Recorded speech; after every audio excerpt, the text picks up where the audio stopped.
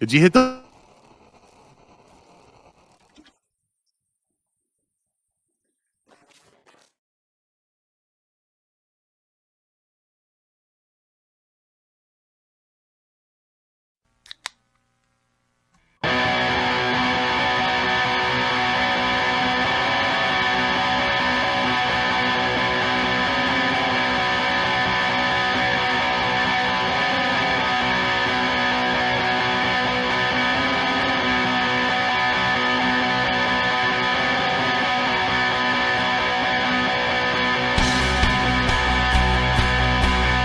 Welcome to the From the 108 podcast, starring the drunk uncles of White Sox Twitter.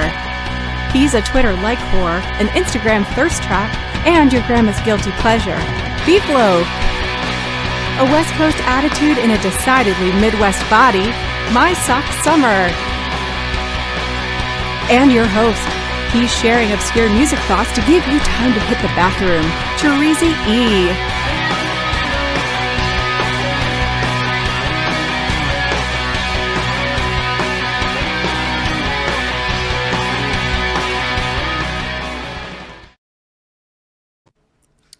Thank you, Cornsey, and welcome to the From the 108 podcast. Get ready for some baseball, booze, and bullshit. And remember the drinking rules. If Beef Loaf says allegedly, or that he manifested that, you drink. If My Sock Summer talks about the gym, or tells us he simply didn't have time, you drink. And if I talk music, or Star Wars, you drink. And for $1.08 or more, you can make all of us drink.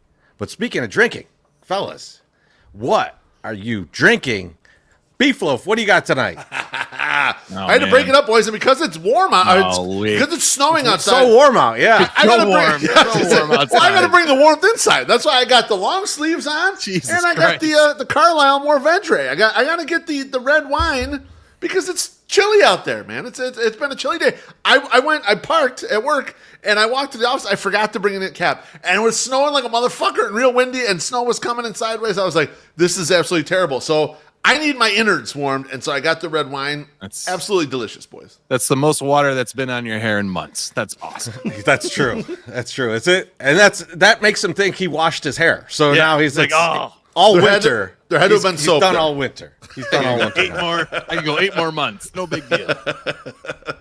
It's good to see you drinking wine. I feel like it's your natural state. It's your natural state. You think I was stepping out a little too much? I got to get back to the mainstream here, right? It's just like when an animal's released back into the wild, you're like, that looks correct. I didn't like them in that cage. Like I like them out free. Oh man, bless your heart. I like them squeezing limes fresh into SoCo. Honestly, that's my favorite version of Loaf. Like, I'm over here pressing him live, making his own because he could hurt himself. And that I like to see if he could get some juice in his eye. It makes me happy. Hello. My Sock Summer, what are you drinking? What do you think I'm drinking? You bitch. I think you're still drinking the same fucking bottle. There's more in it. There's more in it than last week. Goddamn. Where are we at here, guys? We're at my lips. We're at my lips right now. We're for the big bottle of Wild Turkey 101, which is delicious. This is goddamn embarrassing. I love it. It is not. I don't drink. I had a dog. You don't drink? Not on every day. I don't drink every day. Not every day that much. Not that much. It's true.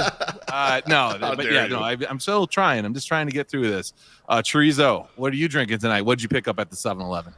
So I didn't even go to the 7-Eleven. So I got some the Modelo, the lime one. So good. So I went to my buddy's house this weekend. He's a big Bills fan, and so it was Bills Chiefs. He's like, everybody ought to come over. We're gonna watch the Bills, and so I brought a 12er of that. And like when I'm leaving, he's like, I got too much beer. You got to take the beer back that you brought. And so like he hands me the beer, and like I was only there for the extent of the game, right? Like so like game ends, I'm like walking out, and he hands me 5 beers back, and I was like, I drank 7 beers in like 3 hours. It's pretty good. It's like that's more than I probably should have drank on a Sunday. Luckily Cornsey was there to drive, so I was all right. But like, Josh Allen, he played a big game, so that's when you got to quench that thirst, baby. Great game. I went 1 beer further than I should have, though. I feel like it's a 6-pack. I would have felt more comfortable Nah, lucky number 7. Just Sundaying at my buddy's house. Because, like, it wasn't like everybody's pounding down beers. I realized I was drinking a lot of beer, and, like, everybody else had, like, a beer. Is 7, like, considered a half baker's dozen? Is that the vernacular I think so. for it? It's a half baker's dozen, I think. Yeah. I like that. A half Baker Mayfield's dozen. That's about where it was. Yeah, but I mean, I like this beer. It's good. I haven't drank beer in a while. I'm like not drinking a lot of beer. And I haven't drank it on the podcast in a while. So, it's not. No, it won't bother my stomach. But like, I'm thinking to myself, like, an hour and a half into this, am I going to be like, oh, I gotta piss? Yeah. Don't worry, I got my piss bucket right here. Don't tell my wife. Awesome. Don't tell my wife. The audience seems to think it's fine. Taco Gladiator says 7 beers is perfect. And Dougie Freshness says, nice work, Treasy, and with the clap hand. So I think everyone's down. Jackie Treehorn, Sunday touchdown of beers. That's right. yeah, touchdown and extra point, Treasy. You know what? Don't be so bashful, you pussy. You always do a good amount of beer there, right? That's why I come here. You guys get me. You people get me. John Carney says, sorry, would have joined sooner, but I didn't have time. Right? Attaboy, John. We appreciate you, my friend. Let's drink to that. Absolutely. Oh, did he tip? No, not. No, but he didn't have time. He's playing the game. He's playing the game. That's right. I get it. Beefloaf, how you doing tonight, buddy? I'm doing much better than former late night talk show host Jay Leno. I don't know if you guys saw the pictures on the internet. I don't know how you couldn't have seen the pictures on the internet. Looks like fucking Thanos. There's a video where he's obviously real banged up on the left side of his face. He's got an eye patch. He lifts the eye patch up. His eye is closed, and that's why I got the picture of up on the screen right now. Now, he claims that the way he got injured here is that he was staying at the Hampton Inn for one of his comedy specials, and out behind the Hampton Inn, he fell down a 60-foot hill. Now, a lot of people were questioning, and some people in my feed, there's a woman I feed, Nancy, she quote tweeted it, she's like, oh, he fell down a 60-foot hill. How did his chin absolutely avoid all the damage? Look at his chin. Looks perfect. Side of his fucking head is absolutely destroyed. He landed right on his face. He landed left side of his face only. My question for you guys, and Leno lately, like, he's been retired, right? The guy made an absolute fortune. I think he's worth almost $500 million. It's a gigantic dick. You know, he's still out doing comedy and stuff. But I mean, sometimes those guys just like to do the craft. You know, I'm not going to judge that there. But like 2 years ago in 2022, his fucking car got burnt up, allegedly, and his whole face was burned to shit, and he had to get a goddamn new face. Teresi, what do you think is going on with Jay Leno here? Did he really fall down a hill? Did he really burn himself up in his car? Did he really fall off his motorcycle not that long ago? What the fuck is going on, and why is he so battered all the time? I mean, I quote tweeted it too, and I was like, Shohei's translator fucking got into his bank account too. Like, it seems like it. At first, I thought that looks like someone beat his ass. Yeah. But like, you'd have to beat his ass into oblivion to do that. Like, and like really concentrate on one spot. Like this is a guy. The motherfucker that beat him up had only a right hand. Like there's not even a left arm. It's the guy from The Fugitive beating the shit out of him, right? Yes. But then I was like, that doesn't make sense. But what makes sense to me is that this motherfucker is big into these cars. And he loves these fast cars and shit. Yeah. He crashed up one of them fucking cars. Like that's what happened. And he's like, oh, I can't let people know that I'm crashing up this car. I need to be able to drive my cars. So I'd rather tell people that I fell down a goddamn hill behind the Hampton Inn, which, who is he playing for that, like, they only put him up in the Hampton? The guy's on fucking The Tonight Show forever. Like, isn't he famous enough to get, like, a 3.5-star hotel? Like, what the fuck is happening? So, like, I think he crashed up his car. He might have been hammered and crashed up his car. Like, for some reason, he doesn't want people to know that he crashed up his car. But that looks like a motherfucker that hit his face off something in his car.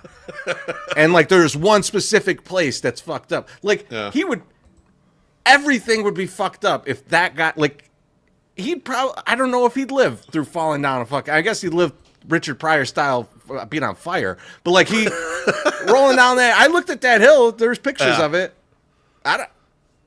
It couldn't just do that. Right. Not that that's nothing, but it couldn't just do that. It's so concentrated. So not so much here or right here, but right here. Right here. Remember how Chirizi was like, you couldn't, and Slim Mick too. I was like, he said you couldn't take a 22. You couldn't take a shot of a 22. Yeah. Now he's talking like he could just go off a 60-foot cliff and be totally fine. He's like, it's not that big of a deal. You'll be fine. I just said that would kill Jay Leno. It would probably kill me too. I was saying it wouldn't just hurt one part of your face. He smashed into a rock, apparently. It says. Well, I don't know. What about the rest of the fall? Well, maybe he just fell straight. He fucking swan dived down that 60-foot hill and landed on his face on a rock. Here's what I don't get about the whole situation. Why does he have to go out in public when he looks like this? Why can't he just stay home? Like you're old. Just cancel the comedy dates and just not. Yeah, you got $400 million. Just stay in the house. He's out of money. I'm not gonna be at the fucking ha-ha hole telling you fucking jokes, okay? Like, darn. It's not funny time, all right? My face is broken. I'm staying home. Pittsburgh, like it's no big deal. I'll be back later. Don't worry about it. I'll be fine. But like that's weird to me. But also, we were talking about it in the group chat, Beef, and I think my theory is probably the best one. He was staying in the Hampton because that's where you fuck hookers, and then he decided to stiff the hooker, and he got beat up by the pimp, and that's kind of why he's all fucked up. Okay, so one-armed pimp.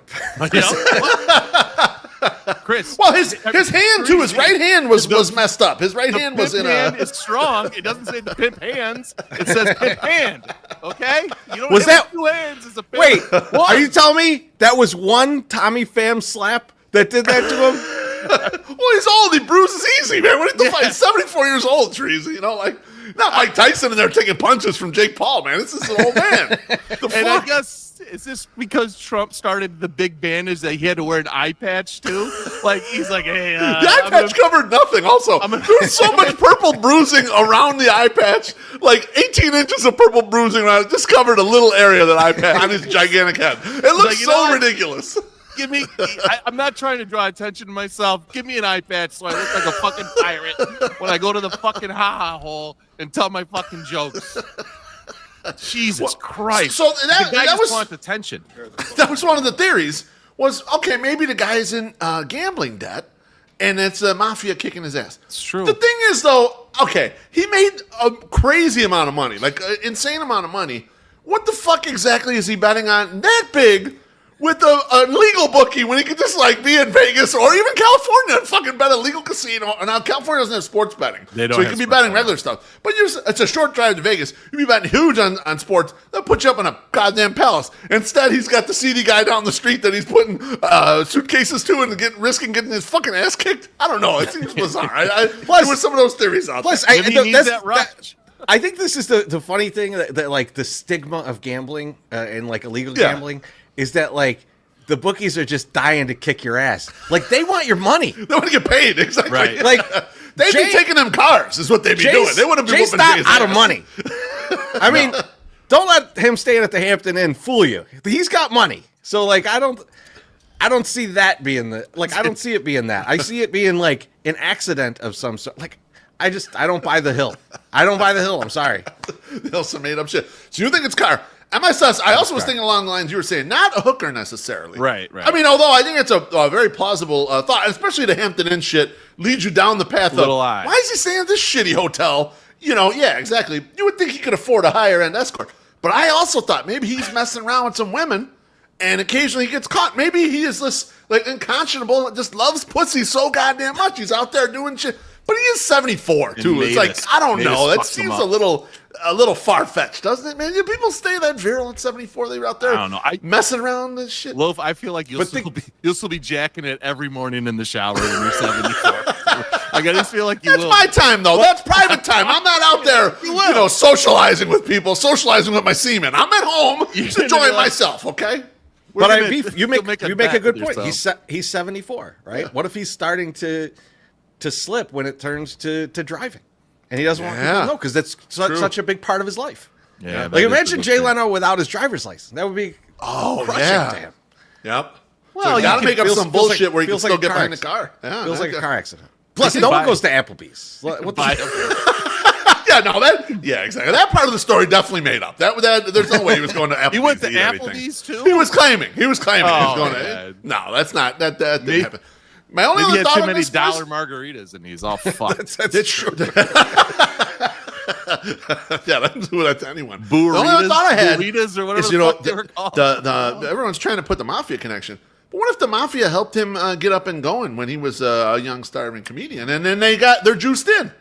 Now that could be a legit thing. I don't think the gambling thing's legit, but maybe he owes some people some favors or owes some people some money for some other shit that now doesn't want to pay. He's like, fuck you. I did this on my own. You know, you're saying Letterman didn't get the job because of the mob? Maybe I that mean, could be it. You know, they may have forced him out. Who knows? Casting some dispersions there, man. We're gonna be. Don't drive by Onyak anytime soon. I'm not. I'm just asking. I'm not sure. Timothy Maher says Jay loves the action. He needs the danger. Yeah, there is a level of that, right? I mean, I think that's what you're saying there, Treasy, about that. And Dougie Freshman says Diddy's in jail. Hollywood out there getting Hampton in scraps. How dare you? God damn. And Billy Wires wants to know, has Fitz done an Applebee's review yet? I don't know. I'll be honest. I haven't kept up on Fitz eats. I have no idea. I'm not sure. I might check in on that. JT says Jay's face been hit more than Stock's bullpen. Allegedly. Possibly. You know, maybe he's into it. You know what? I'm not going to come on here and do? No, it's a kink. I'm not going to kink shame Jay Leno. All right. How dare you? How dare you even bring that up to say What that to me with happens? What happens between an ultra famous comedian and his dominatrix is none of my fucking business. All right, and I won't Especially if he's paying for it. I won't stand for you guys talking shit about it. All right.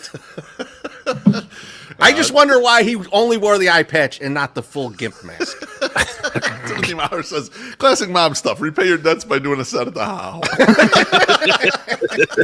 The audience loved the ha-ha hole thing. I know. I saw that. I'm glad I make your wife smile one time a night. You know, because she's gonna get mad at me very quickly. Oh yeah. So she's gonna bust your balls later. My sucks summer. How you doing tonight, buddy? I'm doing good, and if I just had a little visitor down here who is missing our little good doggo that left today. Yeah. So Man, she you're was buying a new dog. Yeah. I was like, It's I go, time. what happened? And she's like, I miss Ricky, and I was like, oh well, we can go visit him anytime. So I don't know about the legalities of this, but again, I sold now my banter to the White Sox. Happy holidays, White Sox fans. Are you looking for a holiday gift for families or friends? We have you covered with a White Sox Holiday Flex Pack. Get 6 vouchers starting at only $66 or upgrade to 10 vouchers for only $89. Both packs are redeemable for more than 50 games throughout the 2025 season. Exclusions apply. To learn more and purchase, visit whitesox.com/holiday packs. And we'll be giving one of those away. If somebody buys a shirt tonight, tomorrow's the last day of the Nashville Sox shirt. This beautiful shirt right here. So if you go in and you buy one of these shirts, one lucky buyer is going to get the shirt. You might even win a shirt for free. We'll see. We'll see how many shirts we sell. If you want to be the fourth person to buy the woman's shirt, that would be great. We have it available in all the women's sizes. If you want one, we have it. It's there. Just go buy it. You've been asking, and now we have it. Tonight, Treasy, I know that you're a big conspiracy theory fan. Where there are great mysteries that we still haven't solved out there, right? Like, who built the pyramids? We don't know. Did we land on the moon, actually? I don't know. We're not really sure. Why do people listen to Theory of a Dead Man? And most importantly, when the fuck are we getting the goddamn details on Sox Fest 2025? We know the date. Okay? Yes. They are January 24th and January 25th. Loaf, you are the numbers guy. That's like 2 months away, right? Yes, sir. Okay. So you want people to make plans to come into the city, maybe the suburbs, Yep. or something. We don't know because you haven't announced where the fuck Sox Fest is or what the fuck is even happening. Okay, I've gotten more DMs from an angry Ken WO, Gene Kelly, just yelling like, "There's no Sox Fest, right? They're not doing Sox Fest." And I was like, I think they're doing Sox Fest. I don't think they would put it on there. And then you go over to Reddit and they got a thread, and they're like, "Well, the dates are blocked off at McCormick Place. Maybe it's going down. Don't you think you want to sell some tickets to the McCormick place if it's fucking huge?" And you're like, "Oh, hey, guess what? Last minute Christmas gift." It's Black Friday's next week. Blackout. There I am back. Black Friday is next fucking week. You want to have a fucking deal for Christ's sake? Yes, maybe. You might want to announce it before people are going to spend all their fucking money on deeply discounted goods all across the fucking internet and at every local place around them. I will tell you, MSS, if we were doing something January 25th, right, I would announce it at the end of this show. So, absolutely, yeah. If, say we were going to do something that night, particular, at a place, and we are going to sell tickets to it, I'd probably announce that, tonight, at the end of the show or something. As soon as a good idea, right? Yeah, we'll see. We'll see what happens. But MSS, I got an idea. Having Sox Fest? Yeah, I'm gonna throw it by you.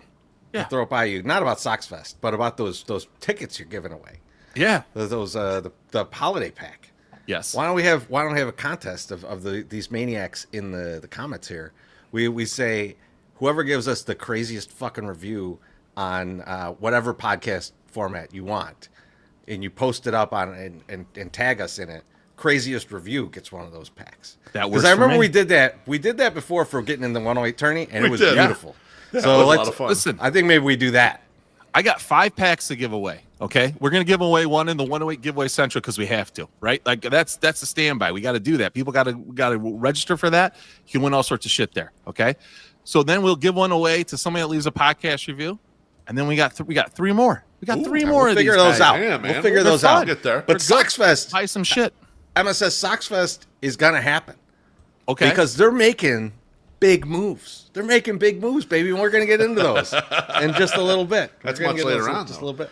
Yeah, I think they're going to have it, but I wonder how much of it is trying to book some of the people that they want to have there, and maybe some struggles with that, and they want to wait until they can announce a certain group of people that are maybe going to be part of it. It's the 20-year anniversary of the 2005 team. Yep. Maybe there's certain guys the guy haven't gotten locked in, and they kind of want to wait on that. Ozzy ain't responding to him. He's down in winter ball. He's in Venezuela. That's right.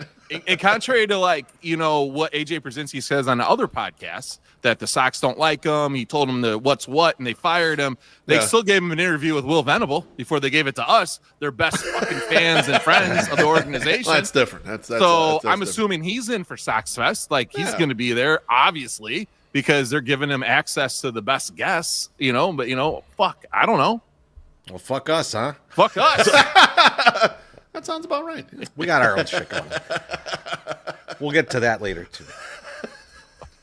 Just shit in general. So I got to ask you, what do you got going? Do you guys love NBA Jam as much as I do? We touched on this last week because I found out that Ronnie Cycli is a DJ and that one of my coworkers saw him in Spain, and this devolved into who was Ronnie Cycli on a team with in NBA Jam, Glenn which Rice, was right? Glenn Rice. Yeah. And then we started talking about Blue Edwards and stuff. And so we found out that the place right down the street from us at work has a fucking NBA Jam tournament edition in there. So we went and played it at lunch the other day. And I was like, I got to take the team with Blue Edwards. I got to take the Bucks. It was Vin Baker and Blue Edwards. Yeah. Now, let me tell you, that's a Blue Edwards. Yep. Blue Edwards was fucking terrible. But whenever this game was made, Vin Baker must have been early in his career, and they were like, be a star, because he was way too good. Like Vin Baker draining threes from like half court it was all threes. Fucking wild, right? And good. like so it was crazy. And I had a meeting with my boss later that day, and I was like, yeah, we went over there, we were playing NBA Jam at lunch, and he's like, yeah, and I want to know if you guys know this, because he told me this. I had never heard of it. I went on the internet and verified it. Never heard this in my life. That the guy who made the game was a big Pistons fan, and that he made it extra difficult for you to beat the Pistons with the Bulls in that game. Really? I did not know that, no. There was code in in the game that if like it was close at the end and you were shooting with the Bulls, Yes. you had less of a chance of making it than any other team throughout the whole game. Shakalaka! You knew that, MSS? I did, and the only reason I knew that is because there's a documentary on it on Vice, and they talk about NBA Jam, and it like because Vice did like a whole series of sports documentaries, and that was one of them. And the guy talks about it. It was created in Chicago. They made it in Chicago. Oh, This Midway is in Chicago, and that was one of their big games, and it actually kind of like helped rescue their franchise, the NBA Jam and Mortal Kombat. Yeah, it made them real big again. A great game. It is. Fuck that guy. It was funny. Yeah, for that part. Like, I hate that guy's guts now. Like, if you would have told me, hey, this is the guy that invented NBA Jam 3 days ago, I would have been like, holy shit, it is great to meet you. If you told me that today, I'd be like, fuck you, asshole, and fuck Isaiah Thomas, too. It's funny that you brought up that today because you said it in the group chat too, and I was like, one of my banter choices because I tried to think of different things like to have, and one of them was if you could buy one arcade game, what would the arcade game be that you would keep in your house, and would yours be NBA Jam? I think it probably would be because, and you know why? Because I'm terrible at almost every video game. Okay. So like, Really? like Mortal Kombat is cool as hell, but I don't know how to do any of the moves. So it's just like me with Mortal Kombat guy punching, and it's like that's not a good game. So like NBA Jam, I at least know how to with those players jam. So that's all you need to know. Oh, okay. Loaf, what stand-up arcade game would you get? You know what? I mean, we used to play this at Chesden's back in the day. We'd go there for a pizza party. They had the Capcom bowling where you had that thing where you like spin the thing. Bro, that's what I would have in my house. Yeah, and do I have a little bowling tournament in there? Let me see, like, how many people can we piss off with this statement? But I'm going to say it, and I think you're going to agree with me, that Capcom bowling is better than Golden Tee. Oh, like, 100%. 100% better. Play yes. Capcom bowling any way day over Golden. Fuck Golden Tee. Yeah. Golden Tee. Kiss my balls. Yeah, I agree 100%. I would take like if it was a stand-up driving game. I think his name was Ivan something 4x4 off-road where you could have 4 people and you all went around in the circle and you hit turbos and shit. That was awesome. But also Clutch Hitter because it came out in like the early 90s and the White Sox were badass then. Like you had Frank Thomas like just smoking balls. Bo Jackson was on it. There was like every good White Sox player was on that team, and even Karkovice was hitting home runs like a motherfucker.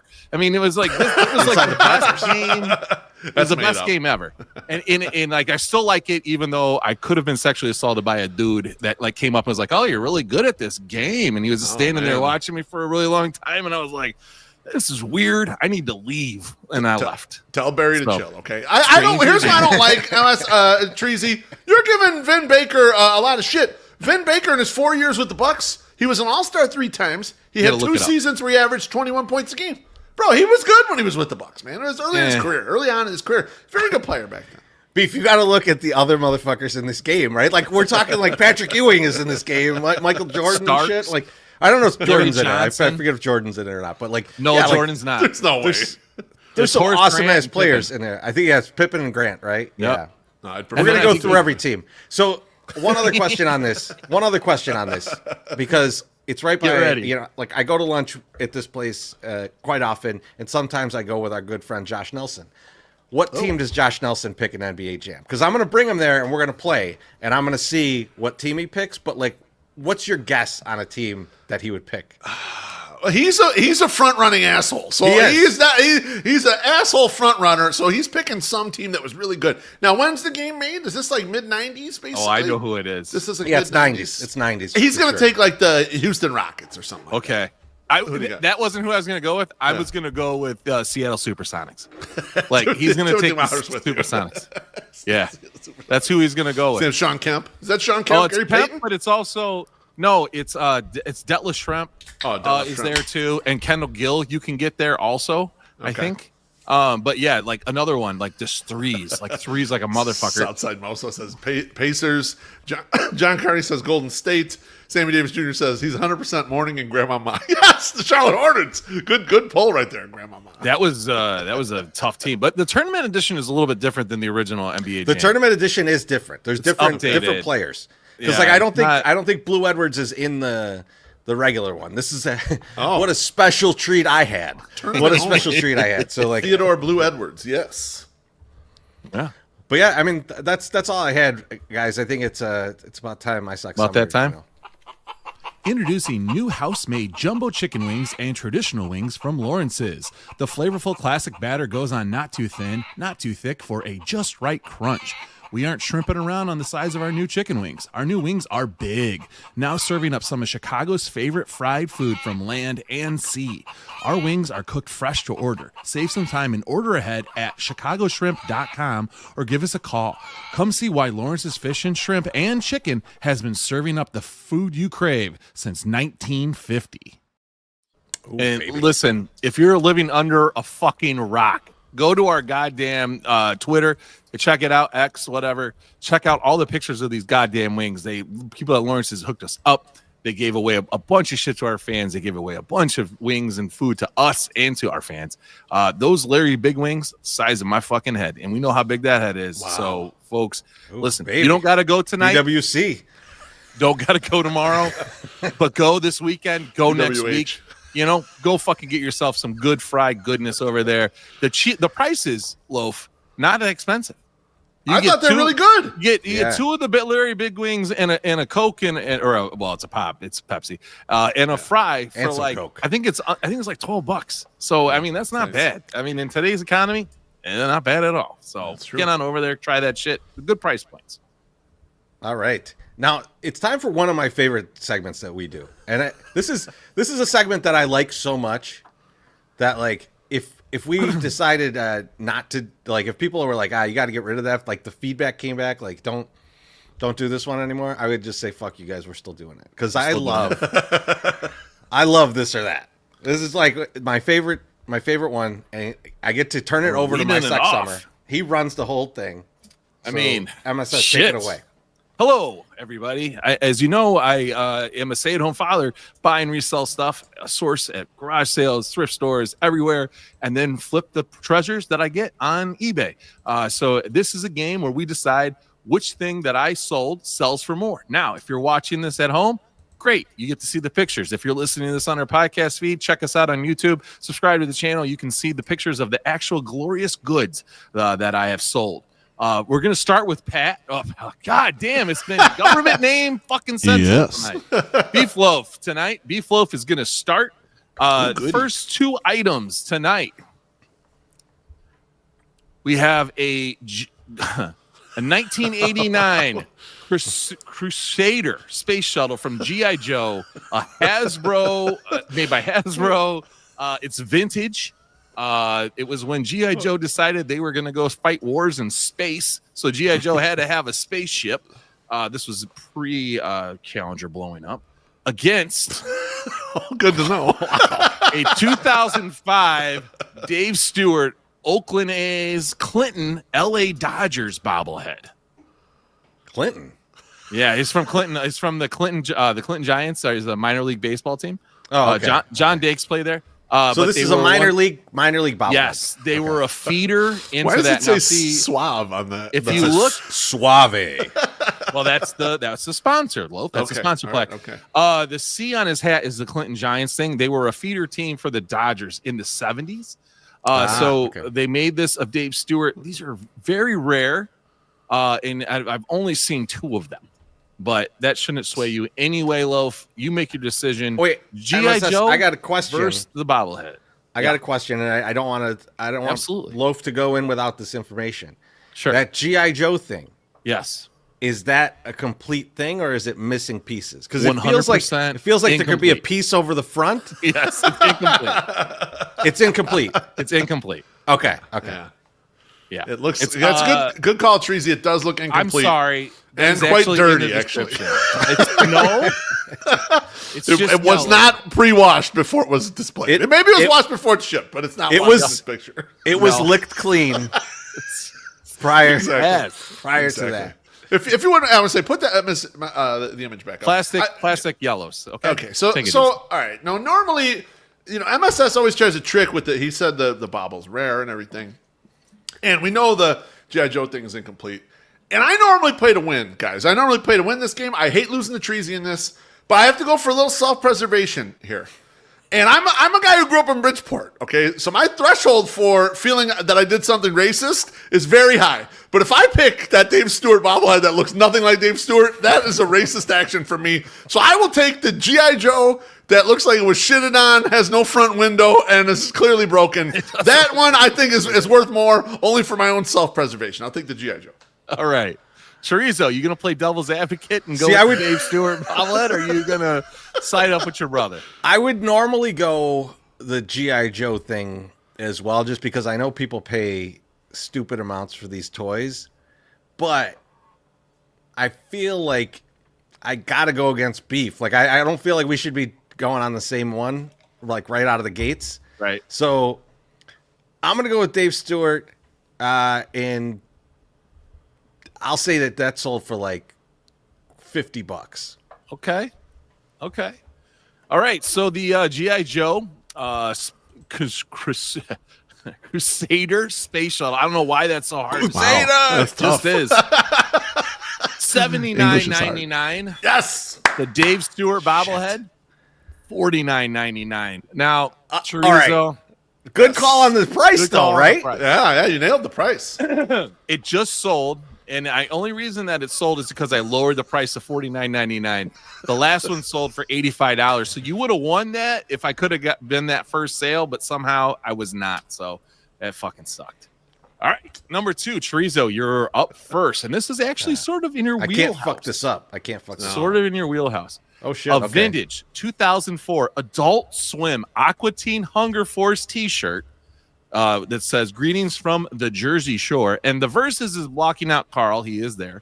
Versus a Peyton Manning 2001 Gatorade store display, which is double-sided and is 24 inches by 44 inches.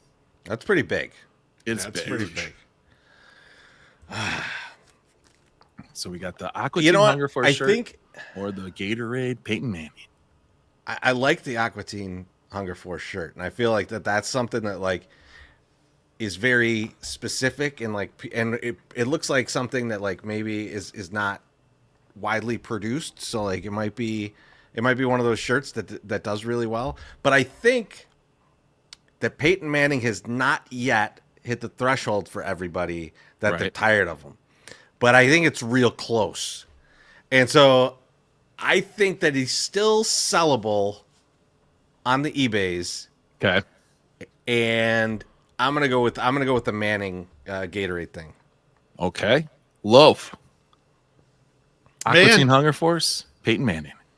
Chorizo, I'm glad you went in that direction. I'm glad you gave the explanation because I am sick and tired of fucking Peyton Manning or whoever. I watched the Manning cast the other day. Eli Manning is funnier and more talented than his older brother. I'm sorry. And he's got 2 Super Bowl rings. He's my favorite Manning brother. I'm sick of Peyton Manning. I think most people are. And that t-shirt looks awesome. And man, some of these vintage t-shirts that my Sox Number sells go for like unbelievable prices. So I got to go with the Jersey Shore t-shirt. Aqua Teen Hunger Force is so popular too. Like, I mean, in the sense of like where if you're into it, like you're just way into it. And so you would buy something like this. So I feel you here. But I think that Peyton Manning is gonna win this one. There you go. All right, so our vintage 2004 Adult Swim Aqua Teen Hunger Force shirt, $65. The Peyton Manning 2001 Gatorade store display, $29.99. The Wolf shirt takes his second point. But Chorizo again.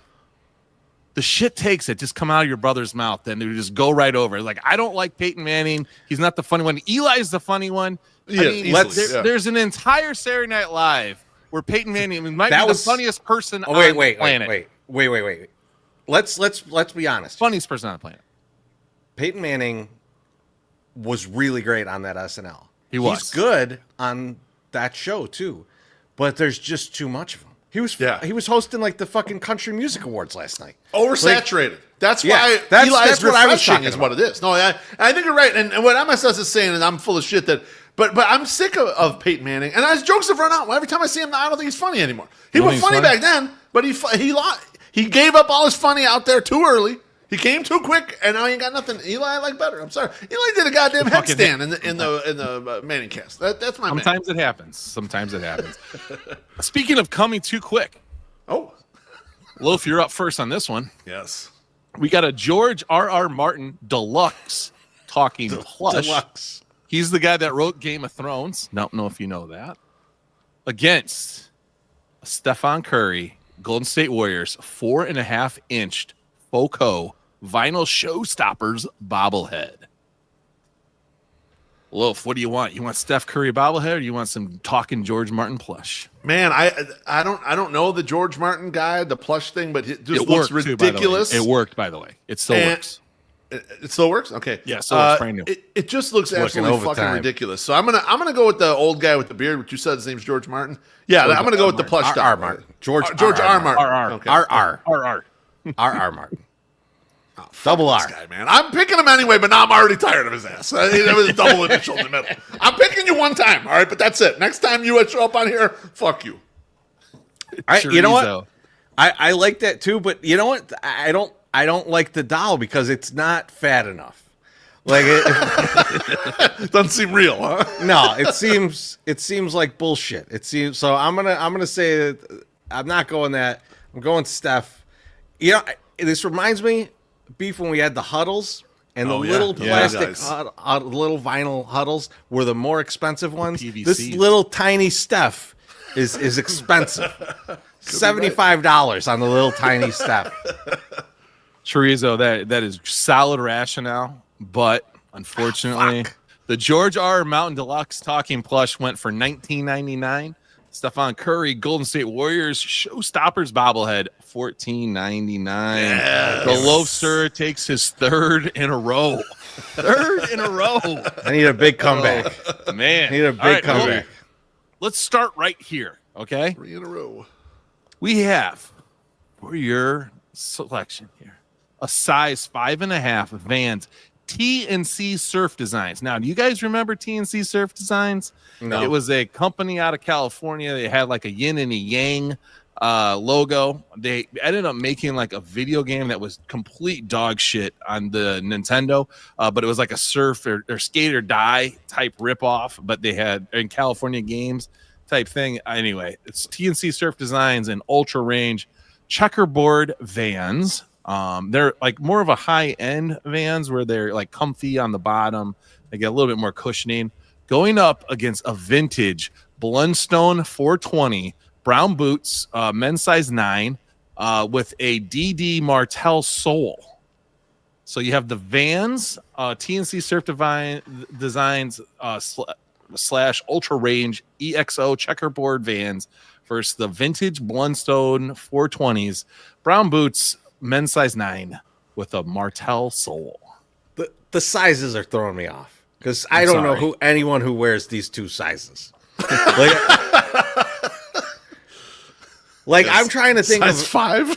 I'm trying to think of an adult man that has a size 9 shoe or smaller. Yeah, that I know.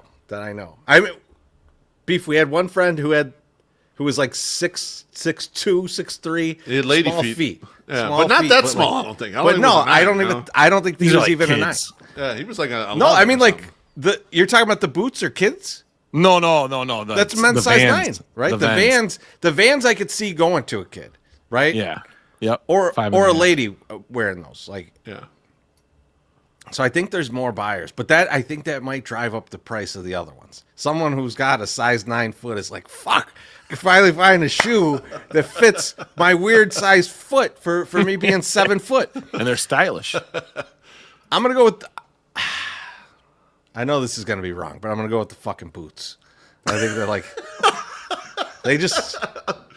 they look way more expensive, and I feel like the Vans, I get that they're probably like some very like vintage cool thing that hipsters would want, but what are they putting on their 12?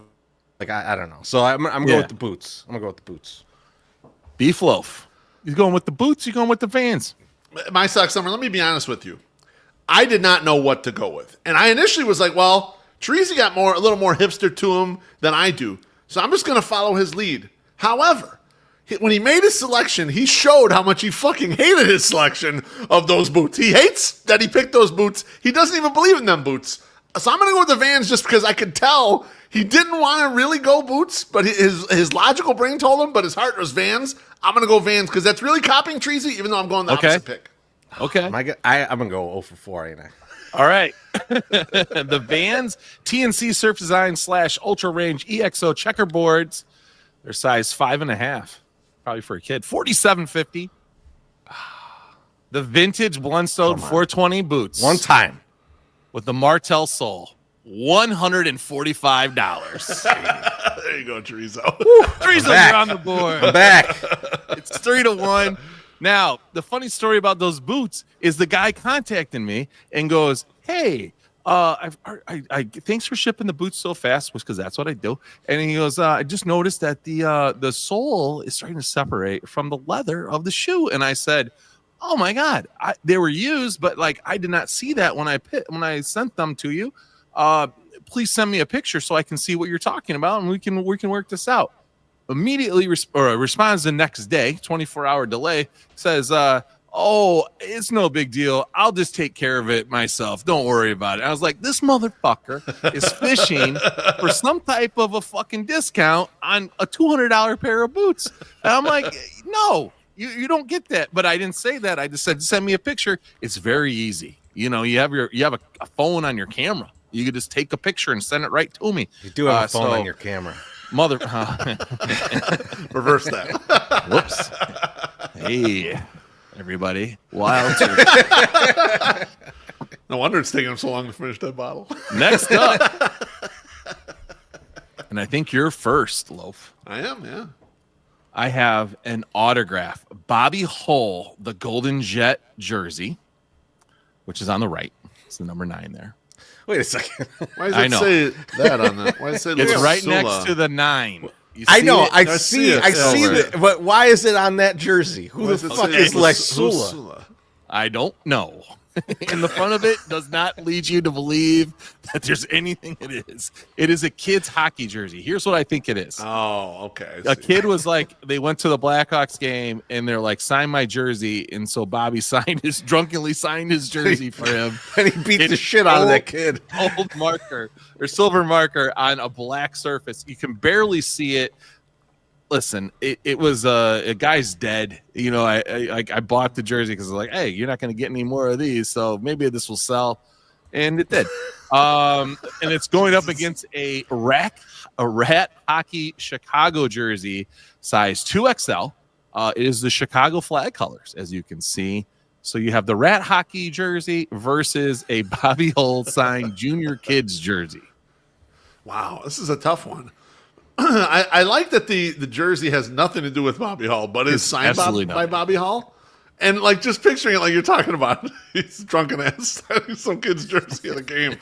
Just sounds so amazing. I think I have to go with that. I don't know anything about the Rat Hockey Chicago, so nothing really sticks out. It's a nice looking jersey. I mean, like I'm not in the hockey jersey, but I would wear or hockey sweater. Sorry, I would not hesitate to put that sweater on. The one that's signed Bobby Hull, probably not. But I want to choose that one. I will choose the Lasula number 9 Bobby Hull signed jersey. Okay, you're going with the Hull. Teresa, you're going to play devil's advocate, or are you going to go with the same one? I can't go with this Lasula thing. So like, I have a ridiculous. I think I might have it right behind me somewhere. I don't know where it's at, but I have a ridiculous autograph thing too. So like, I had a buddy who was in an airport. And he was like on a work trip, and he saw Tom Araya from Slayer in the airport, and he's like, "Oh, I got to get an autograph for Chris. He would love this." And all he had was his work stuff, and he ripped in half a light blue file folder. So I have like a Tom Araya autograph on like a light blue file folder. And it's a hilarious thing for me to have and for me to tell the story. But why would you buy the Lasula jersey when you don't know the story to this? Right. You know, like you're showing it to somebody, like, check this out. I got it framed. And it's like, who the fuck is Lasula? Right. So, like, unless you're like a real jokester, That makes I it don't more get valuable, Treasy. It's so rare. It's more valuable. I don't know hockey. Maybe this Lasula kid was really good. His career was cut short in a weird baking accident. It's like Step Brothers. He's like, it's a nice little. He pulls out the fucking sword and he's like, look at it. It's like, you might recognize this signature. And he's like, I don't know what that is. He's like, Randy Jackson. He's like, you got Randy Jackson to sign his samurai sword? And he's like, well, I ran into Randy Jackson and all I had on me was this sword. You're not gonna not get his autograph. Jackie Treeman says 101. It is the 101. You're goddamn right. Fucking Jimmy Lasula was one of the best hockey players in the league until he fell down a hill outside of Hampton Inn and died. After sniffing a He didn't whore. he didn't have a big head to protect him like Jay Leno. There it is. Yes. Still got the paperclip. Timothy Maher wants to know, do you have anything else signed by random Chicago famous people? A Tennessee's Titans jersey signed by Pat Tomasulo. I'm going with the red hockey. I'm going with the red hockey. Okay. Final answer? Final answer, red hockey. All right. Sorry, we got sidetracked. The Bobby Hull, the Golden Jet Hall of Fame autograph CCM jersey, $9.99. The Rat Hockey Chicago jersey, $42.50. Chorizo. Man. It's fucking 2-3, buddy. And you're going first this one. Yeah, he's first. So you're up for the next one here. Number 6.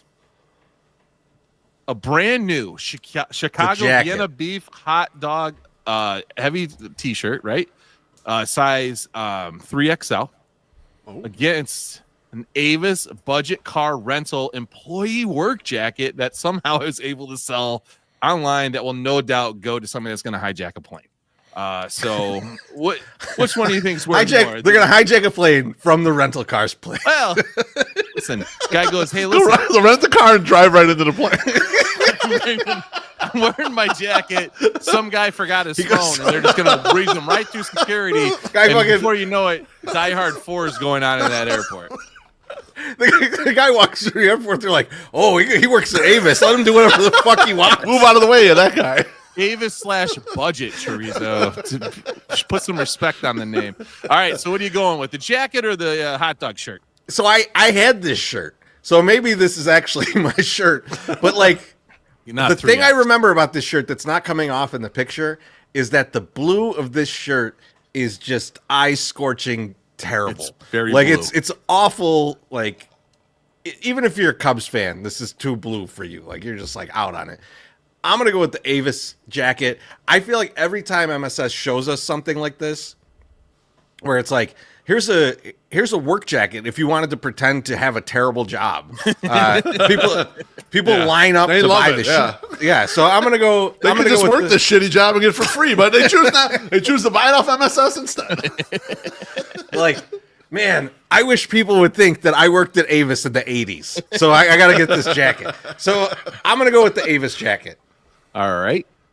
Loaf, what are you doing? You know what? Advocate, or you going with the dog? Man, you know what? I this is tough because I agree with every argument Treasy made there. It's rare that we line up on any of these items here, but I think I'm going to go Avis jacket as well. I hate to be like duplicating, but I don't think that hot dog shirt is worth shit. I mean, that was given away for free. I'm sure multiple times. Like I don't think that's like a hot shirt to have. So I'll go with the Avis budget jacket. All right, the brand new Chicago Vienna beef hot dog shirt, 3XL, $45. The Avis budget car rental employee work jacket, made by Jeff Banks and Land's End, $69.99. You both are correct. The score is still 3-2. Loaf, you are first for this next one here. This is, we got two balls here. Okay. We have golf balls. First on the left, a rare ping Karsten 3. I don't know if you know what Ping is. Ping is a golf company out in Phoenix. Karsten Solheim is the owner or the guy creator. Karsten is his name. I know that because I worked there. That is a yellow golf ball going up against a rare vintage Michael Jordan golf ball that also has on the other side of it number 23. It is unused. Neither one of them has been used. They're both brand new. So you have the Ping Karsten 3 bright yellow ball Unused. or the Jordan. Dirty, but unused. Beef, it's like an out of the loop. It's just a brand new. It's only got one tusk. One tusk on the elephant. It's elephant's only got one tusk. Brand new. And look at it. You know what? This is where they try to. This is the trick. They try to trap you. MSS tried to trap me. He knows I like basketball. He puts a Michael Jordan ball up there. But this Karsten Ping ball, I know Ping is some shit to the golfers. They like that shit. They like the Ping shit. And it seems like it's something special. It's a yellow ball, whatever. I'm going to go with the Karsten 3 Ping ball over the Michael Jordan ball. All right. Chorizo. Beef, I Jordan feel like Karsten. MSS put this in here just to make us overthink it. He wants us to overthink it and go with the Karsten and look stupid. So I'm going to go with the MJ golf one. It probably smells like Michael Jordan cologne too, and you don't even know that. And he kept that from you. So I'm going to go with the MJ ball. All right. As you guys know, I used to work at Ping, so I got a bunch of these balls in a box for like $3. I think I bought 3 or 4 boxes of them, and I've been selling them on eBay, and they seem to do pretty well. But this was a very rare one, and is all yellow. Karsten yellow golf ball. It is $59.99. Fuck. The Michael Jordan golf ball that I found in a bag for like $1 something. $19.99. Yes. Wolf, you're up 4-2. 4-2, baby. Chorizo, More shit. You're first on this one. This is number 8. Yep. And for our viewers at home, try not to jerk off. We have on the right a McFarlane Toys Dorothy of Oz, McFarlane's Monsters action figure, which is a collector's club version. This is not the I think 8-inch. This is like an 18-inch version of this. Ooh. This is a very big figure. Okay, you can only get it at the Spawn Collectors Club store in Phoenix, Arizona. I sent my buddy to buy these for me when he lived there, and he's like, "I felt like a complete pervert going in and buying this for you, Swartley." And I was like, "That's okay." And that's going up government against name night for you tonight. I know. Big government name. As long night. as someone else is the pervert, that's all that matters. And it's going up against a Shadow, which is a character from Sonic the Hedgehog wall scroll. So this is a piece of fabric that is attached to 2 poles that you hang onto your wall. Okay.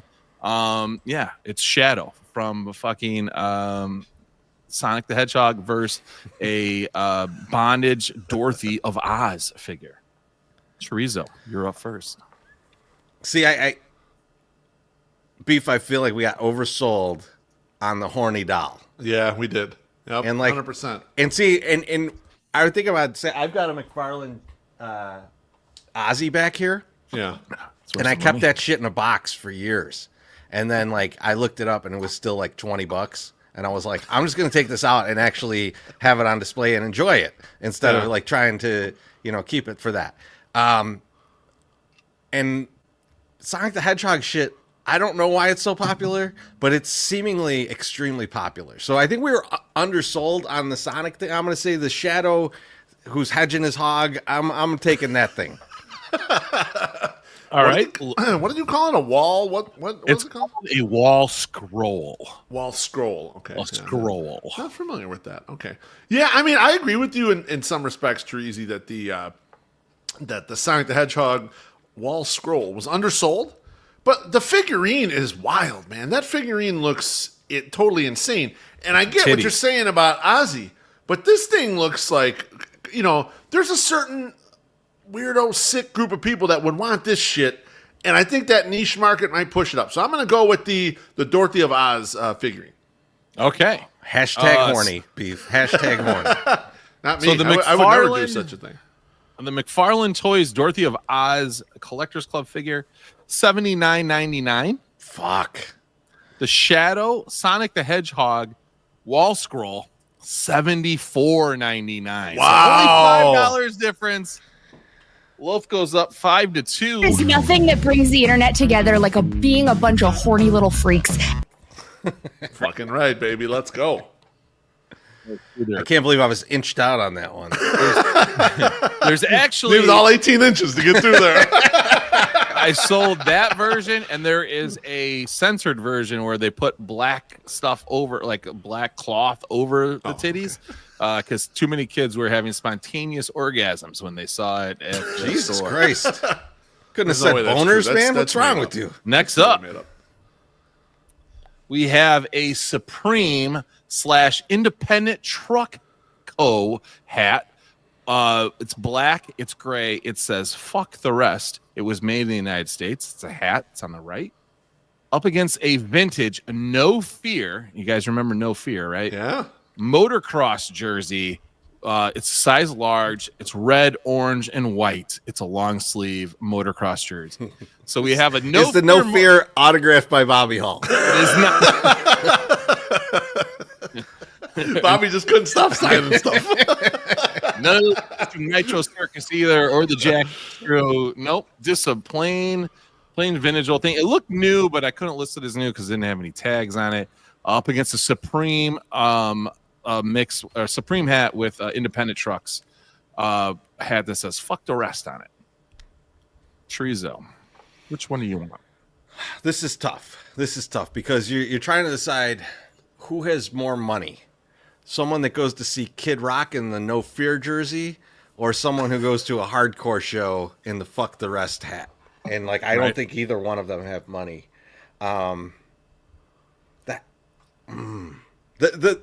In general, I would generally go jersey over hat, but the fact that you have those both up here, I'm going to say the hat. I think you're trying to trick me, and the hat, it looks like it's in really good condition. Mm-hmm. I'm going to say the hat goes for like $49.99 or something.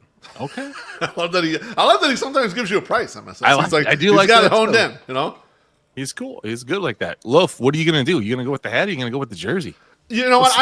Just the way I've been judging things lately when we do this segment, MSS, anything that I think that I would like and would wear, that shit is worthless, okay? No one wants that. No one would ever buy that, and they won't pay you much for it. So I like the "fuck the rest" hat. I think it's pretty cool. That's something I could see myself rocking. This fucked up orange, and I love colors, but this fucked up orange, Crayola, red, yellow thing with the jersey, I'm not wearing that ever. Which means someone is paying a fortune for this thing. Someone's like, fuck yeah, I got my shit, I found it. So give me the No Fear jersey, long sleeve. I feel like it's desired out there. I like John Carney said, Vanilla Ice bought both of them. Chorizy, you should speak to your inner self and your feelings, and you should tell them to fuck off, because you are completely off on everything tonight with your feelings. The Supreme / Independent Truck Co. hat, $34.99. The vintage No Fear motocross jersey, $49.99. You had the correct price, just the wrong product. Yes. There's no way you can win. It's the beer. The beer's thrown off again. And you know what?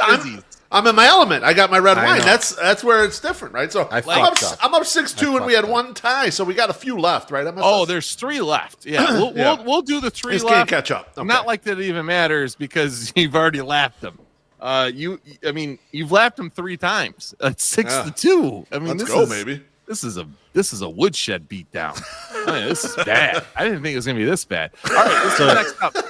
It's quite the master beating.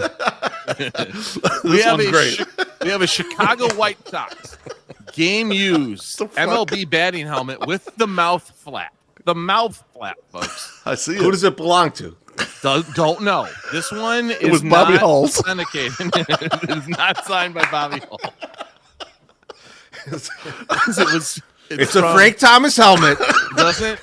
Yeah, but it's signed by Danny Richard. There's no authentications on this one. We just know that it's a game used. They don't authenticate helmets for some reason. I don't know why. They'll rip off the sticker sometimes, but sometimes the numbers will still be on the back, which they are on the one on the right, which is a 2018. You guys remember Matt Skull? Yes, sir. I do. He hit a home run wearing that helmet on the right-hand side. Now, it is not authenticated by MLB, but I have photo matched it and put the photos with the thing. He was the only player that ever wore 41 when they had these helmets out. So it was like it's photo matched. He hit a home run wearing this helmet. It was actually a serve the military day or whatever. They were wearing the camo letter jerseys. Nice. He had a home run wearing this helmet. So we have the mouth flap helmet versus the home run helmet from Matt Skoll. So I'm looking at this, and like, I don't remember Matt Skoll playing on this date, but like, was he there the day the bullet flew in from out of the stadium? Because there's like a bullet hole in the top of this. I know. Look at the top of that. What's going on there? What is that? I think it's scuffed up. Looks like a divot. I don't know. Scuffed up like Jay Leno with a sledgehammer. on the right hand. It fell down a hill, Treasy, right behind the Hampton Inn. It's okay. Guys, the hole on the right hand side is an air vent. Like it's so it doesn't get so hot underneath the helmet. Like they have to have holes in there so the air They only can wear come the out. helmet for like 30 seconds while they bat. Why do they need an air vent? What if you get on base and you have to run around and you're in the sun? That shit's hot, dude. You got to have some air holes. It's like 5 Tiny minutes. You listen again. Who's up? You don't keep sleeves on your T-shirt, and you're saying, "Oh, you're only wearing the helmet for 10 seconds." What the fuck? You don't need a fucking air vent. Jesus Christ! I don't know what is fun. That's absolutely weird. I have no idea. No one gives a fuck about Matt Skoll. I certainly don't. So I'm going to go with the one with the flap, the ear flap. Yeah, that's obviously the more. Teresa, what do you got? Matt Skoll or the mouth flap? Not that it matters because you got whooped. I'm gonna go with the Matt Skoll, and the reason I'm gonna go with it is like it's a better display piece because like I'm just looking at how this is sitting and like where do you put the fucking mouth flap one? Mouthpiece one? Like it's tough to display, and like that's the reason you're getting this, I would assume. Yeah. So I'm gonna go with the Skoll, Dr. Skoll. Once again, sounds like very solid logic, but completely wrong. Fuck. The Chicago White Sox gave me his helmet with the mouth flap, $225. Went overseas with Japan for some reason. I don't know what that's about. They ripped the socks off that. They're playing with that thing, baby. The 2018 Matt Skoll home run, $165. So yeah, I mean, if you would have told me the price of the Skoll one first, I would have thought I won. Yeah, exactly. I must have been cleaning up on these helmets, man. Fuck. We got a drink. They're actually pretty good. Yeah, hit that. A drink from Jackie Treehorn. He says, Thanks, Jackie. spontaneous orgasm should be in the Rock Hall of Fame. Yes, it should. Thank you, Jackie. Okay, we got two more. We'll do them real quick. Let me get to a comment real quick here, though, sure. because Southside Mofo says it gets hot when you get stranded on base. All right, I guess this is correct. I'm with it now. That's fine. Man, think in August having a piece of fucking plastic on your head and you're like waiting for Gavin Sheets to like maybe hit you over. And it keeps stepping out of the box, and it's like you're on second. It's so fucking hot out there. Yeah, I'm starting to feel it. Okay, a 32 pitch fucking at bat with 77. Well, that doesn't work. Plus, you just got shot in the top of the head. That's the bullet hole. All right, we have an Aukey ring light. So the thing on the right is a webcam with a ring light attached exactly to the webcam. It's a 1080p 60 fps live streaming stereo microphone webcam that I bought for $1 at the $1 on Thursday store. Going up against a Timbuk2 medium-sized commute laptop messenger bag that has the Clorox and Total 360 logo embroidered on it. Now, so we got the webcam versus the messenger bag. Where can I infiltrate with the Clorox bag? You can put itching powder in someone's laundry, Tracy. You could pretend to be a mid-level exec at some building out in probably Hoffman Estates. Yeah. No, seriously, I work here. Look at my bag. John Carney says Bobby Hull used the bag to transport body parts. Go with the bag. Honestly, I 100% thought it was the webcam. Like I was like, how could the webcam lose here?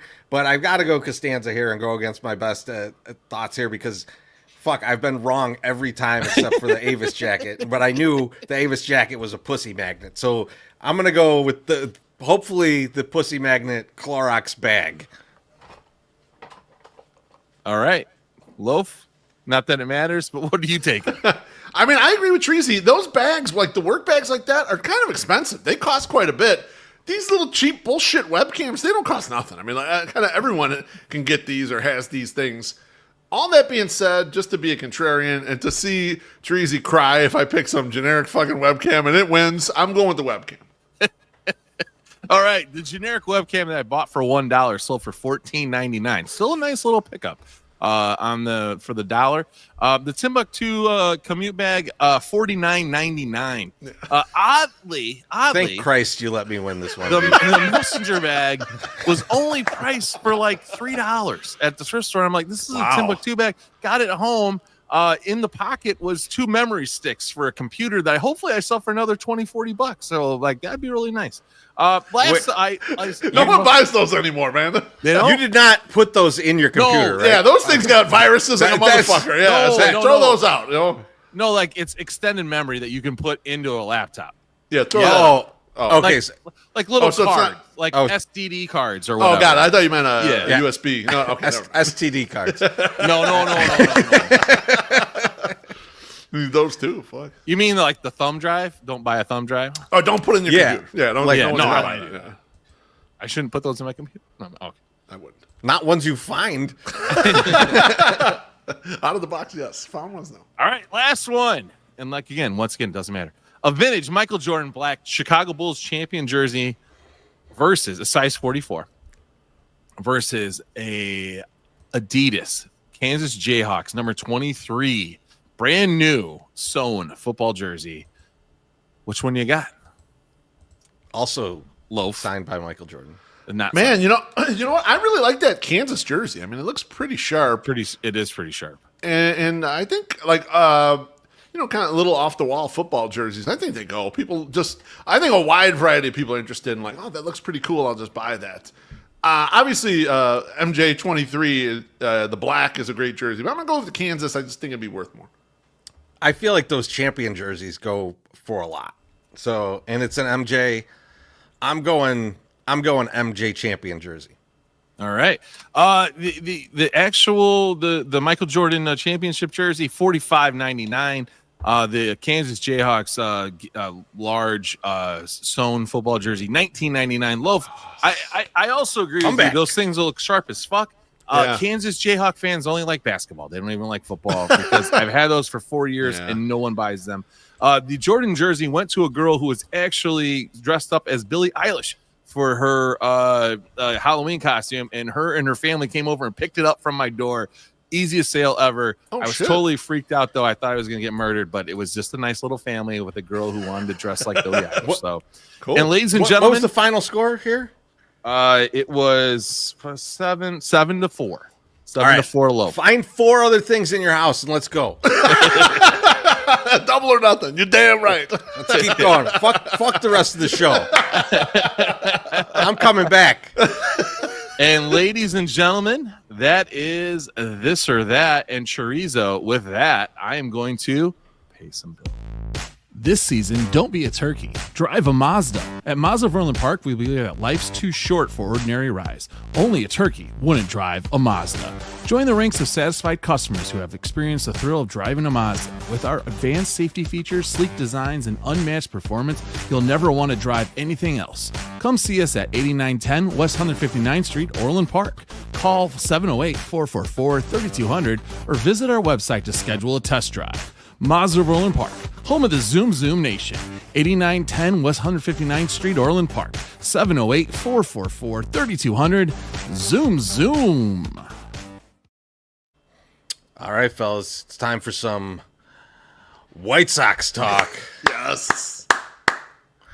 MSS, I saw you got new graphics in there. I gave you I want. And they're good ones too. I wanted that one. They're good ones Really too. bummed MSS. out that you didn't use it next week, everybody. Oh, see, you can't do that. That's bullshit. I thought that What? was a graphic. It's a good I like graphic, it. but it's dealer's choice, man. I like it. I like them both. I like them both. But the Sox have been making some big moves. Big moves. Here we We're go. gonna talk Trey. about them. Trey, it's coming up right now, buddy. He just asked what everybody's take on Austin? We'll get there, baby. We'll get there. We're almost there. We're so nuanced. The most nuanced. Beef, I'm going to hand it off to you. I know you got some questions about some White Sox that you want to ask me and MSS. I do. I want to plow through some things. We're going to move quickly through our White Sox topics. The first off, the White Sox made their first signing of the offseason, and that is the aforementioned veteran outfielder Austin Slater. He signed a major league deal with the White Sox, $1.75 million. He's got some incentives as well. 500,000, I think. 31-year-old right-handed outfielder. He hits left-handed pitching well, walks, plays the corner outfield positions, above average on defense. Treasy, off the bat, what do you think of this signing? So when I heard about the signing, I thought to myself, I feel like I have talked about Austin Slater before. And in fact, we have talked about Austin Slater on this podcast. Oh, boy. So at the trade deadline last year, Eloy went to the Orioles. So did one Austin Slater.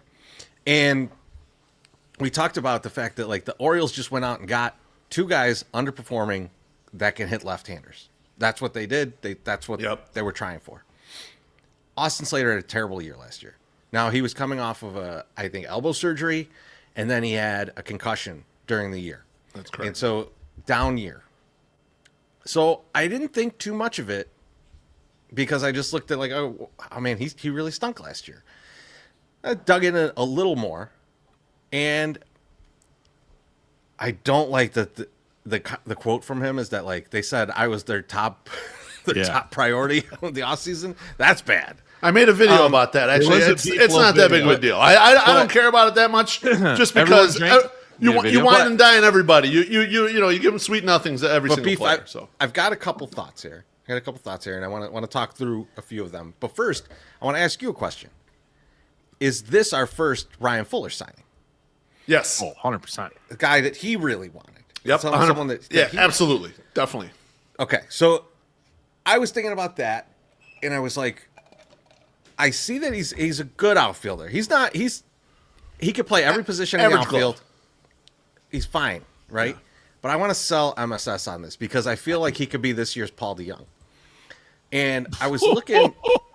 I was looking at orders. I was looking at his stats 2019 to 2023 because people are saying like, he mashes lefties, right?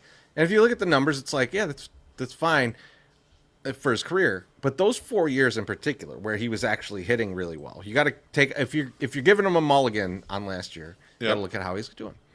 So across the major leagues in those 4 years, against left-handed hitters, he's top 35 in the league, which is good. Yeah. It's good. And of right-handers against left-handed pitching, he's top 20. So it's when there's a lefty on the mound, there's a good chance that this guy's going to hit for us. He gets on base. He does like things that we wish all the other guys on the team would do. Unfortunately, he really only does them against left-handers. So it's a small window of time when he's going to do them, yes. So the concern that I would have in general with him, and what I'd like to know from you guys, is like previous coach, right? Like if we had Grifol here, we'd be like, he's going to fuck this up. He's going to play him every day. Do you think Will Venable properly uses him? Yeah, I mean, right out the gate, I'd say yes. And the reason why I say yes is because in the small sample size of Grady Sizemore, he did a better job of using the personnel properly. He did not have Gavin Sheets playing right field in front of us. And we were thrilled because Gavin Sheets does not fucking belong in right field in front of us. But Pedro, starving for any offense, threw that motherfucker out there all the time. I think that Will Venable coming in how he did, being a Gets guy, he's more willing to follow the plan. What do you think, MSS? Agree or disagree? No, I agree with that. We definitely know that Pedro was not following the plan, especially because when he left, he did not say one word about thank you to Chris Getz or whatever. He did not. He sucked everybody else's balls, but left his balls on the table unsucked. Dry. Totally dry balls. Very dry, not even floppy, nothing. Now, I think he'll stick to it. I think Austin Slater is the replacement for a Gavin Sheets or an Andrew Vaughn. Other side of the plate, I'd like. He's a righty hitter, right? He's gonna be an outfielder. So it's kind of like Agreed. if they had decided to use Tommy Pham only in that capacity, right? He's a right-hand hitter and but they didn't. But Tommy Pham is a better player all around than this I would guy, take so Tommy Pham. He's a better player. 9 out of 10 times of any of the people that we just discussed. Like I would take them up to bat anytime. Now, defensively, I don't know if I would. Still, I would. I don't know if I would. If I'm going against a left-handed hitter, This dude hits lefties, man. I'm going to put Austin Slater up against a lefty. No, and the stat I was using, by the way, was runs created from Baseball Reference. That's what he was the top. As you just showed in our last game, that your instinct to make decisions is not very good. But just on eBay treasures, that's the only thing for that. He's like an eBay treasure. This is definitely a thrift store find. So I'm listening to MSS. That's 100%. No, but MSS, I got a question for you though. Go for it. On Austin Slater. Treasy kind of mentioned this. And last podcast, you had a little bit of an issue, and we got to bring this up. This man has had some concussion issues last year, and you were worried last podcast about Anthony Rizzo's brain being scrambled. Are you worried Austin Slater's brain is possibly scrambled, and this might be a bad sign because of that? I didn't know about that, so now I am concerned. But Rizzo for the most part, was wearing that right on his sleeve. When he forgets to run to first base, we got a problem. You're in the World Series, sir. You need to be running to the first base. No, I'm not concerned about the head thing yet, but maybe. I have literally zero information on this guy. I had to go look up everything that I would even talk about. Yeah. And so I'm not the numbers guy of the 108, which is weird, but that's just the way it is. And I looked at his last few years, and he's last year, and then with Baltimore, there was an uptick, and he started to hit a little better, and his WAR is not as bad as it had been. Right. So there was something working there. So I'm kind of wondering if Fuller coming in was listen, no one's going to pick up this guy. He can catch a ball in right field, and he can mash, and we are working on something, and it seems to be working well. I need you to pick this guy up. And he's not expensive, and it's a good way to show your new guy that you just hired into the organization, hey, we trust you, and we believe you, and we're going to take your idea, and we're going to bring this guy in. So I like everything around him, but for Treasy to go out and say this could be the new Paul DeYoung, the dude hasn't hit double-digit home runs in 4 fucking years. He's not going to be a home run guy. He's going to be a guy that gets base hits, but he's not a power guy though. So it's a different type of player. That's right. Yeah. So pump the brakes a little bit there, Treasy, when you're talking about Paul DeYoung and his fucking awesomeness, home run hitting ability. Okay. Take it easy. I didn't say his home run hitting ability. I'm saying his run producing ability. Okay, well, MSS is not down with it. Let's move on. The White Sox hired a bench coach. We found out from Foul Territory. Actually, they haven't even announced it formally, from what I've seen. But Will Venable let it slip that Walker McKinven, who was the run prevention coordinator, I guess, for the Milwaukee Brewers, has been assigned as the bench coach. Now, my Sox summer, this guy's gotten a lot of credit not only for game planning and for sort of being an in-game strategist as well. Kind of not only pre-game, this is what we're going to do, but then reacting in the game for kind of doing what they need to do. Not to mention, we were talking about before the podcast you were bringing up to me, is the credit he's getting for the Brewers catchers and improving their defense vastly. And so the guy's only 35 years old. He's being hired to be the bench coach next to Will Venable. In your opinion, is this possibly the best signing of the White Sox offseason? So far, yes. Yeah, I mean, the thing is okay, Will Venable is Will Venable is probably a better signing. Okay, so he is probably the sweetheart signing so far of the offseason because his people actually like him and are excited for him to be there. Okay,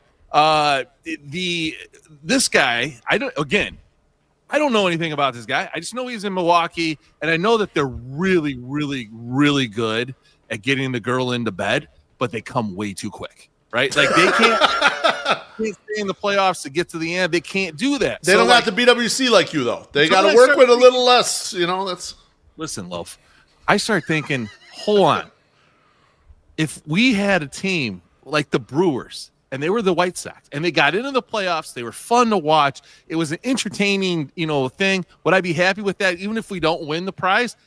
Fuck yeah. We just lost 121 fucking games. So like, will I like to get my balls tickled and maybe get a little blue balls every once in a while? Yeah, absolutely. Because I did not get one single erection all last year when watching White Sox baseball. Didn't happen. I don't believe you, but I'll trust you. Okay, that's true. There might have been one. I mean, I'm just there saying, might have been one. You wear like gym shorts too often to the games. We know.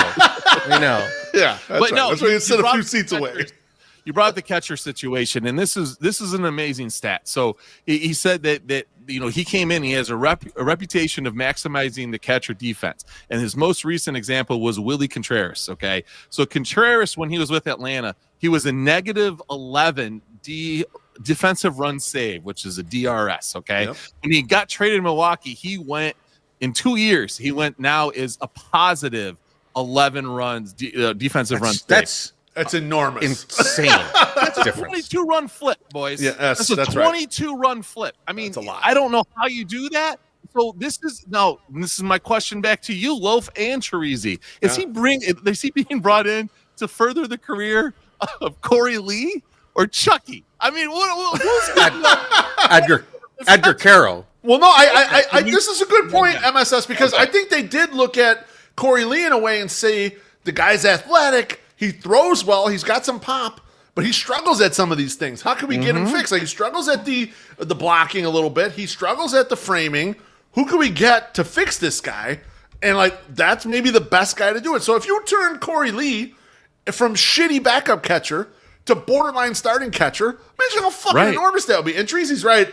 Edgar Caro is on his way. The bat's ready. There's been a little bit of right, Treasy. They're not 100% sure about the defense. It's kind of the issue, right? Yeah. All right, well, this guy can do that, so that's good then. See, that's why I got to ask you guys the questions. You're paying attention.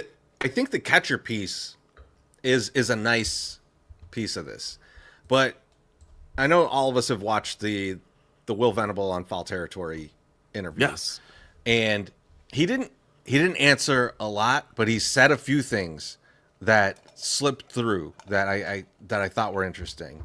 And I'm not going to talk about how many times he interviewed and didn't get past the first interview and how much that gave me another red flag for him. But we're going to talk. I do want to talk save about that for later. When they asked, like, what's the low hanging fruit? What are you going to do first?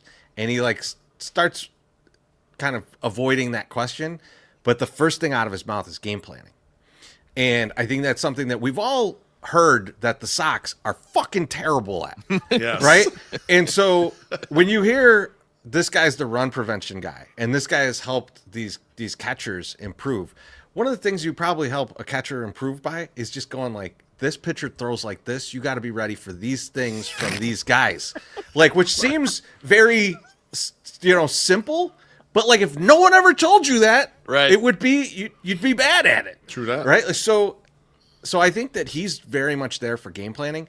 When I've heard some people be like, now you got a guy who's never managed and a guy who's never been a bench coach. Right. It's like, Will Venable knows how to do all the bench coach shit. He's been doing that. Correct. He's been the guy who's like, here's what we have to do throughout the game. He's got all the paces of the game in his mind. So he doesn't need a bench coach that can do that. But what he does need is a bench coach that is going to help do all the game planning. And that's why I think like McKinven is interesting to me. If he's good at that, if he's fucking mediocre at that, like what an improvement that would be. You talked about the -11 defensive run save. Yeah. Like if that guy got up to 0, you'd be like, what a great improvement. Yes. Right. And like, so like this guy so like, I don't even need this guy to be good. That was another thing with the Will Venable thing. They're like, why did you take this job? And I was thinking, I would take this job if you lose 101 games. You've made a 20-game improvement. Dude. Like, there's no downside in this. I go 500. I'm loved. They're going to hang my neck in the rack. Yeah. You're a goddamn hero in this situation. If Will Venable came in and lost 90 games, he would be in the running for coach of the year. Oh, yeah, absolutely. Yeah, absolutely he would.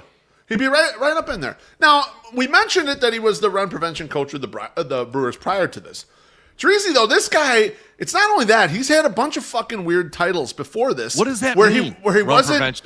It just means like protect the other team from scoring, basically. I mean, run prevention is just like don't let the other guy score. So defense and pitching, I guess. Now, before this, he I had a assume bunch it's of other. positioning and stuff. I assume it's Is game it planning. just positioning? I assume it's game planning. No, it's everything. MSS. It's all that stuff. But I think it's the whole game plan. Let me That's why I continue like with the question, if you Go if you will. doggy style. But this guy, even before then, Treasy, he had all kinds of weird titles that are not conventional titles. Ending with this one, is this guy? He seems like he's the Ace Rothstein of the Brewers operation, where they're kind of keeping him with these job titles, so no one knows who the fuck he is or what he's doing.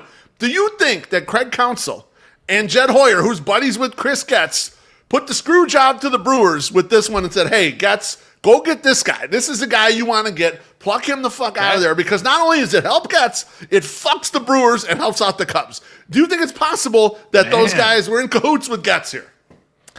I don't know I don't know if it's that conspiratorial, Okay. but like I do think that it could be a case where they did say like, "Hey, go check this guy out." And I think the Ace Rothstein thing is right though, Beef. I think it's probably one of the situations like, in the MLB, like it's difficult to move guys around with titles, Right. and be able to increase their pay, be able to do these things. And so it seems like they may have been, I don't know if they were hiding him as much as they were like, "Well, we can't make you this, but we'll just title. give you this new title, and that title's worth more." And then like, this is how we're gonna like keep promoting you. Food and beverage chairman. Then we put the application at the bottom, and no one knows. Yeah, it's That's like you can't be the bench coach, you can't be the manager, but we want to just keep pushing you up, right? We'll like, put a senior on that title. exactly, just for no reason. That's exactly right. the other thing, Beef, though, that gives you got to give you pause on this. Do it. It's like this guy's only had bullshit titles.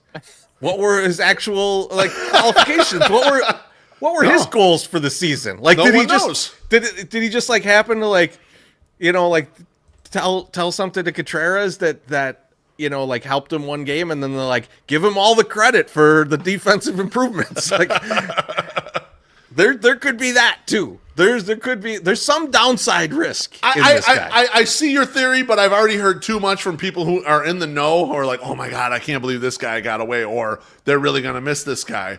And one guy in particular is the Brewers manager, and I just want to bring up a quote, and I plucked this from CHGO's Twitter account, but it was said on Foul Territory. So this is Pat Murphy on Foul Territory, speaking of the loss of Walker McKinven. He says, "Yeah, Walker's magnificent. He's been behind the scenes for a long time. Since we put him on the field and in the dugout, he's continued to make strides. He's not that young, but he seems young. Looks young. He really understands that Major League game. He's a ruthless decision maker. He's got a lot of great talents, and I love Will. Being around Will for a year, I love him. I think the combination is going to be lethal. I think the White Sox are moving in the right direction for sure. It's going to hurt us, no question. Walk only has 9 fingers, so we'll be able to get a 10-finger guy in there. It'll be a great challenge to replace him. My question for you guys, I don't know why he had to say the guy only had 9 fingers, but do you think the White Sox are at an advantage or disadvantage having a coach with only 9 fingers? Kind of goes with your mafia theory right here. He's already lost 1 finger. He knows not to talk. He knows not to do that. He's fine. He's got the weird titles. He's already good. The quote there made me love this guy even more. It made me feel like he belongs on the South Side, because there's so much ball busting in that quote. It's not even just a finger.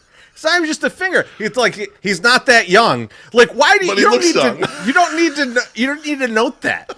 Right? Because it's only all 35. like, He is kind of young, actually. But, it's all backhanded compliments throughout this whole thing. Busting his chops. Which I'm like, you know That's what? good. If you know you could break someone's balls like that, they're my kind of guy. They're my kind of guy. Like in the press too. just out there. I did see a little short interview with McKinven. He says they asked him what his hobbies are. Having a glass of Pinot Noir after the game. Oh, so that's my kind of guy. He's right up the beef. We can get him on does here, that mean- and maybe we get him in a tub and have some wine together? I don't know. I got some good Pinots. I feel like that Jesus. he shouldn't have Is said it that working? though. Now people are going to be like, "Oh, there's the LaRussa connection. He's a LaRussa guy." He's a tricky. Southside Mofo says, "Amputee, watch yourselves." Hey, we meant no disrespect, Mofo. We know we love you. How dare you? All right, let's move on. The White Sox had to protect some guys from the Rule 5 draft, so they had to add a couple of minor leaguers onto the 40-man roster. One was a total no-brainer, Colson Montgomery. The second one was a guy who was a little less heralded, Double-A starting pitcher Juan Carrella. My question, my sucks summer, Colson Montgomery's being added to the 40-man, which means he's that much closer to being in the major leagues. Right. Are you worried the White Sox will bring Colson Montgomery up too quickly like they did in 2019 with Dylan Cease just because they don't have better options? You were the one who pointed this out back then. You were 100% right. Not a lot of people were talking about that. Do you have the same fears with Colson right now? I mean, yes, obviously, right? But the only difference is that, I guess it's not a difference. Because Dylan Cease didn't get broken like Carson Fulmer got broken. Carson Fulmer got definitely destroyed. Now, the guy's still in the league, so I don't know. I mean, maybe he's still okay, but like he's still around. But like I feel like they really fucked Carson Fulmer over, like bringing him up way too fast. Hopefully this guy, he does not get brought up in the year. He's not totally. Now, I'm not as concerned. I just think that the expectations of the fan base are going to be more than the organization. I think the fan base, because they've been hearing about this guy for like the last 3 years, they're going to be like, I expect him to come up and start smashing home runs. And I don't think he's going to be able to do that. So I don't know. I don't know. So, John Carney says Colson has 10 fingers. He's ready. We're good with 9 fingers. We don't even need 10 fingers. Fuck those 10 fingers. I like that you push him, because at some point this team sucks, dude. Why not get reps? Like if he's decent enough, give him some reps. I think he'll be okay. I think it's the organization is not going to pigeonhole him and do it as bad as the fans. I think the fans are going to be much worse. They're just going to be like, I thought this guy was supposed to be good. He's not good. He fucking sucks. What the fuck is wrong? You know, everyone defends him all day in the minors. When we would kind of critique him in his minors, people were like, well, now you got to give him a little bit of time. You know, he's working on it. He's getting better. But now when he gets up, everyone's going to start fucking going at him because they're going to be watching. Don't disagree at all. I don't think it alters this timeline at all. No. Like you had to do this. This was just procedural fucking documentation. That's all it was. Yeah. And that was something I had to ask too, because I like our good friend of the program, TJ McFarland, got picked up in the Rule 5 by Baltimore. And if you pick them up, then they have to play. Then you got to put. Then they got to be on the roster. Yeah, that's but right. if you put them up and you have them on the team, you put them on the 40-man. You don't have to put them on the roster. You don't have to be on the roster. So that's correct. Just protecting them. The Rule 5 draft is December 11th, and the White Sox actually picked first in the Rule 5 draft. So it'll be interesting to see who they get. Teresi, question for you, starting right now.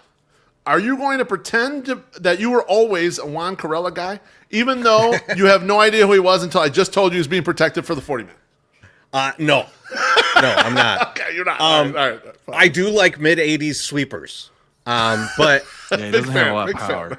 Like I like I like that the Sox are not afraid of a slow pitcher. Like I think that someone without heat, they just that like I think that they could recognize that like, hey, this guy's a good pitcher. It doesn't matter that he doesn't throw a million miles per hour. But Beef, my thought on this when I read it, I was like, you know what? He's a starting pitcher, and I've never heard him in the mix for ever starting. So my immediate thought of this and like my reaction to it is that they looked at him and said, we don't want to lose this guy. And we will definitely pitch him out of the bullpen this year. So, like, I think he's just, and I'm not calling this a bullpen at this point. There's a reliever pile. We have a reliever pile, and we're going to continually pick through it, like MSS looking for Aqua Teen Hunger Force shirts at the thrift store, and that's just how it's going to work. And Corella seems like a good guy to just throw in there. You just throw him into the pile, another guy and he's usable. So don't lose him, and you could use him this year. Like I think that's how they feel about it. Because like the question was great because it's like this guy's supposed to be a starting pitcher. No one's ever had him in the mix for starting. No, you didn't hear nothing last year about him. We got all these spots open. Who's going to come up and take him? It was everyone else but him. So, looking at his picture on Baseball Reference, ladies, you should go take a look at him. He's a very strikingly handsome man. So you need to take a look. Probably didn't hurt. He does seem to be somewhat durable-ish. He pitched 106 innings last year, started 16 games for Winston-Salem and 7 games for Birmingham. So 23 starts last year. I mean, I'll take that. Like what you were saying exactly, Teresi. You pitch him out of the bullpen and see what he's got. Like, I mean, you're not starting a guy that's pitching 82. You know, he's you're really not putting that guy out there. He's really only got 2 pitches too, right? Like, so I mean, like his third pitch is just a variant of the second pitch. So like, it's one of those things where it's like, the fuck he feels like a reliever. Horny never rests. MSS. Oh, Jesus Christ! He feels like a reliever, so make him a reliever. Last White Sox thing tomorrow is the tender non-tender deadline, which means any of the arbitration eligible players that the White Sox have, they have to either tender them a contract or tell them you're a free agent now. Goodbye. Enjoy being out there. So I'm going to put the list up right now. I've scratched off a few names because they took Matt Foster and Jimmy Lambert out to pasture and shot them. Then they told Nicky Lopez, because my Sox owner said $5 million way too much. They agreed. He's gone. He's a free agent now. So we're left with 6 guys. 2 guys are no-brainers. Go back to Naperville, Nick. We appreciate your softball tournament, but goodbye. 2 guys are no-brainers on this list. Garrett Crochet at the projected $2.9 million is 100% getting picked up so they could trade him. Aniel De Los Santos at $1.7 million is 100% not getting offered a contract at that price for sure. So let's just assume that we got 4 guys left. Andrew Vaughn, the expected price is $6.4 million. Justin Anderson, $1.1 million. Gavin Sheets, $2.6. Steven Wilson, $1 million. Let's go around the room. Teresa E., who is staying tomorrow? Which one of those 4 guys, or of those 4 guys, who are staying, or is nobody staying? Well, if we're just picking one guy that's definitely staying, Justin Anderson. Whoever you think out of the 4 is going to stay. I think Justin Anderson and Steven Wilson are 100% here. Yes, like I don't see why they would get rid of him. Aniel De Los Santos, I know you've thrown him out the window. I agree. That's Juan Carella's spot. All right, he gone. Andrew Vaughn. I think they want to try it. One more year. I don't like it. I don't like giving this guy $6 million. I would if they non-tendered him tomorrow, I'd love it. Gavin Sheets though, Gavin Sheets is gone. Gavin Sheets is 100% gone. Okay.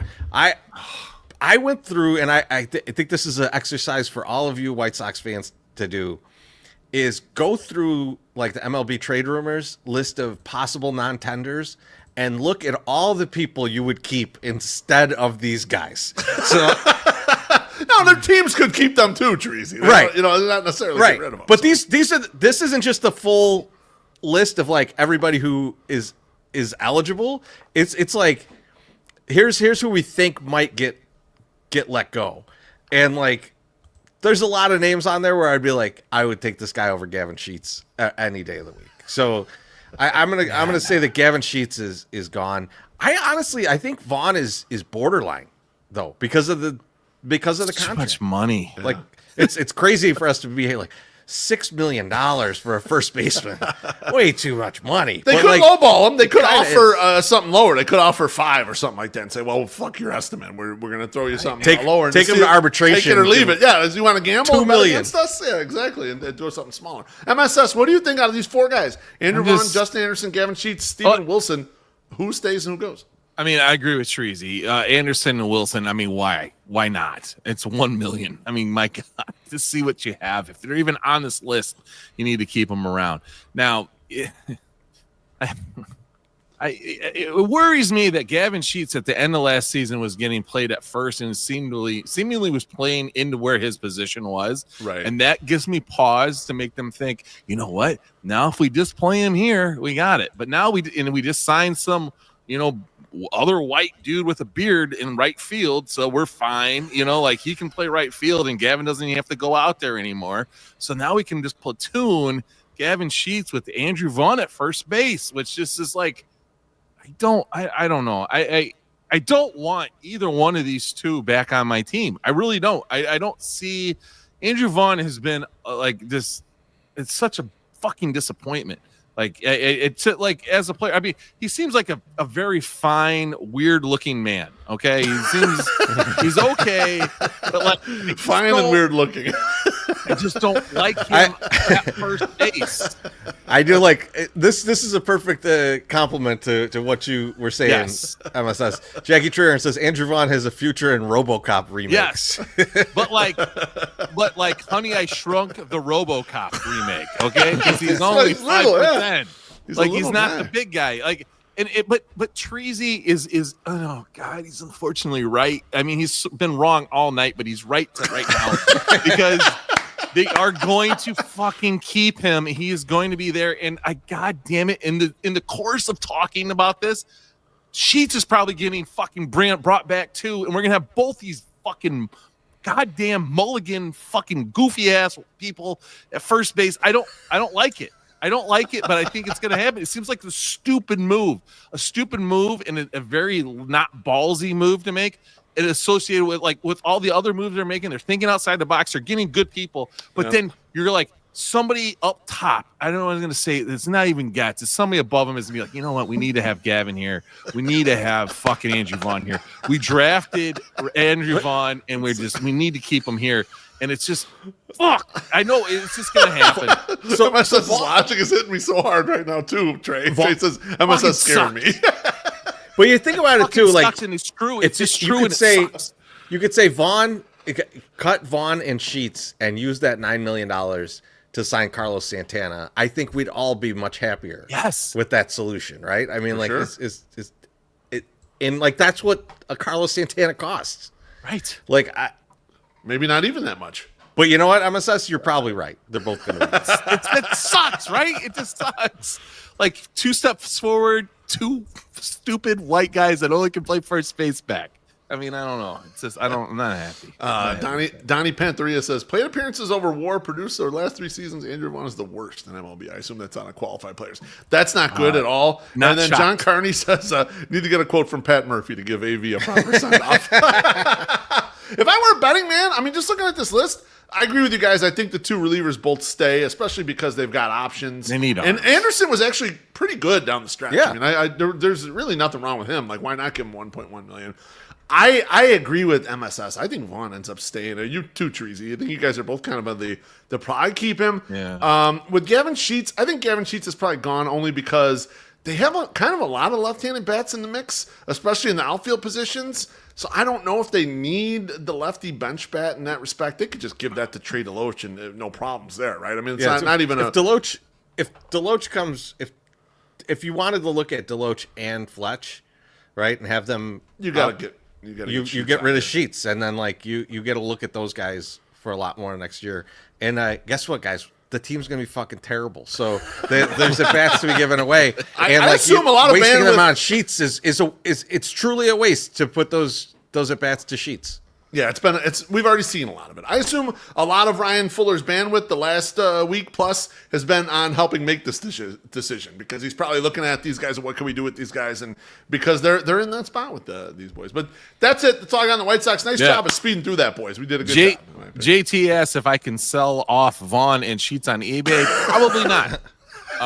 No, you have to be very truthful in your description, and I don't think I could do that. I'm sorry, man. It'd be really great if Ryan Fuller walked in and said, fuck you, fuck you, fuck you. You're cool. You're cool.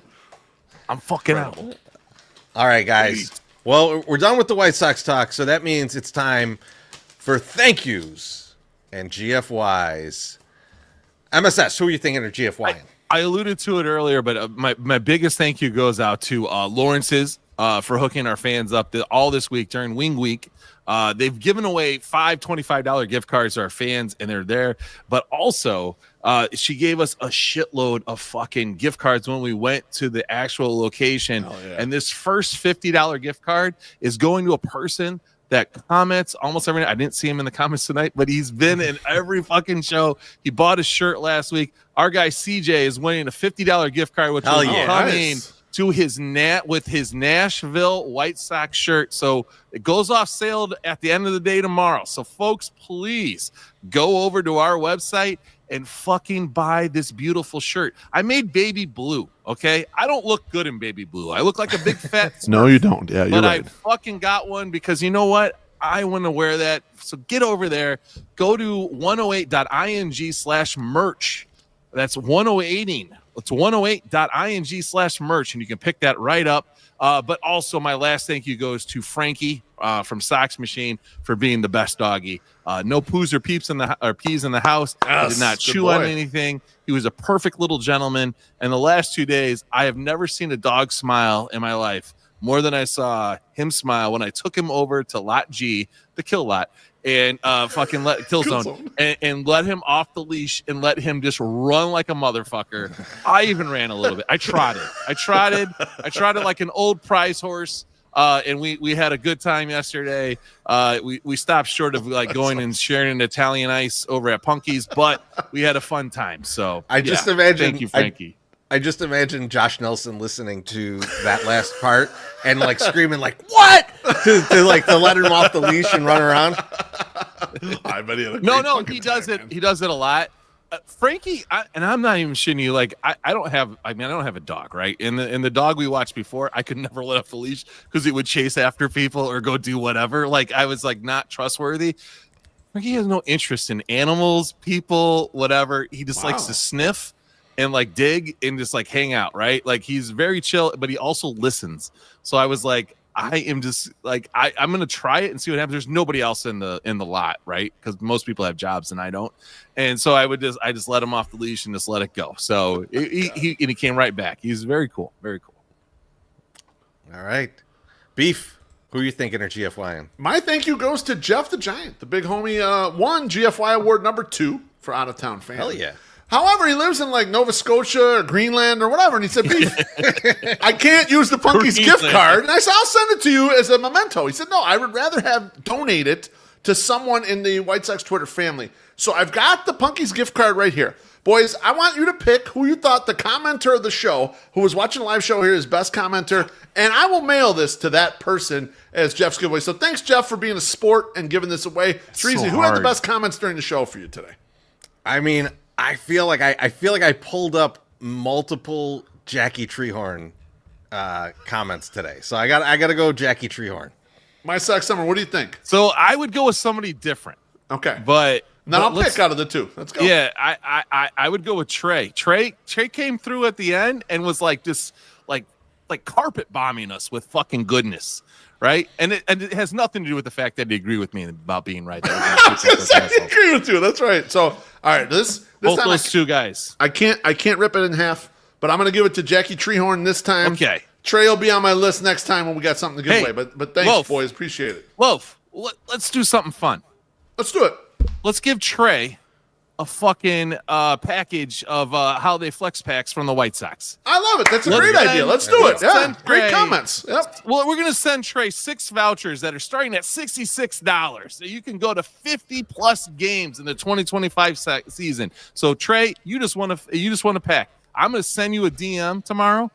No nudes. And we will get you hooked up with those with the holiday flex pack. Treasy, who you're thanking or GFY? So I'm GFYing that guy who made NBA Jam. I'm like, fuck that. He's fucking over the Bulls, that asshole. What a dickhead. But I'm gonna thank our friends over at Reggie's for having us back. January 25th. Hello. We'll be back. I'll be I'm working with them right now for the on sale date of these tickets. We are gonna be in the big room at Reggie's this year. So not the where we were last time and not the downstairs of that. The big room next door. So like the larger room, but we're still gonna sell the motherfucker out. So when the tickets go on sale, I need all you motherfuckers to just buy right away. Cause like you don't want to miss out. It's gonna be an awesome show. We're gonna be up on a higher stage, so we're gonna look even more beautiful than usual. Crowd surfing. It's gonna be a very horny time. So I want everybody to get those tickets. So like I said, more details soon. We'll talk to you soon. Thank you everyone for hanging out with us tonight. We're off next week because it's Thanksgiving and we're fat. Yeah. So we'll see you soon. Have a good night, everyone.